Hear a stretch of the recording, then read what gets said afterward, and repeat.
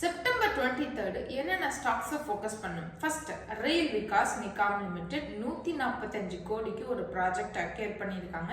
Southern railway தான் இந்த ப்ராஜெக்டை கொடுத்துருக்காங்க. சேலம்ல இருக்கக்கூடிய ஸ்டேஷனை டிசைன் பண்றதுக்காக இந்த ப்ராஜெக்ட் ரயில் விகாஸ் நிகாம் லிமிடெடுக்கு கிடைச்சிருக்கு.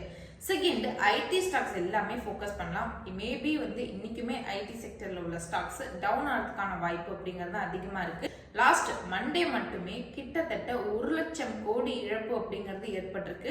அதுல முக்கியமா டிசிஎஸ் மற்றும் இன்ஃபோசிஸ் இந்த 2 நிறுவனமே சேர்ந்து 51,000 கோடி நஷ்டம் அப்படிங்கறத சந்திச்சிருக்காங்க. ரிமைனிங் இருக்கக்கூடிய டெக் மஹிந்திரா, விப்ரோ, HCL டெக், எல்என்டி மைன் போன்ற நிறுவனங்களும் நல்ல பெரிய இழப்பு அப்படிங்கறத சந்திச்சிருக்காங்க. KEC இன்டர்நேஷனல் இந்த நிறுவனம் 3,200 லட்சம் கோடி ரூபாய்க்கு ஒரு ப்ராஜெக்ட் அக்யர் பண்ணியிருக்காங்க.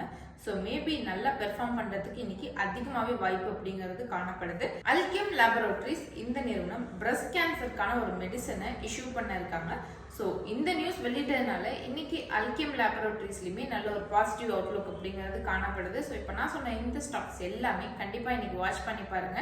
நேத்திக்கு சொன்ன எல்லா ஸ்டாக்ஸுமே கிட்டத்தட்ட 4 to 5% இன்க்ரீஸ் ஆயிருந்தது. இதே மாதிரி தொடர்ந்து மார்க்கெட் அப்டேட்ஸ் தெரிஞ்சுக்க மறக்காம நம்மளோட பேஜை ஃபாலோ பண்ணிக்கோங்க. இந்த வீடியோ பிடிச்சிருந்தா லைக் பண்ணிட்டு உங்களோட ஃப்ரெண்ட்ஸுக்கு மறக்காம ஷேர் பண்ணுங்க. தேங்க்யூ.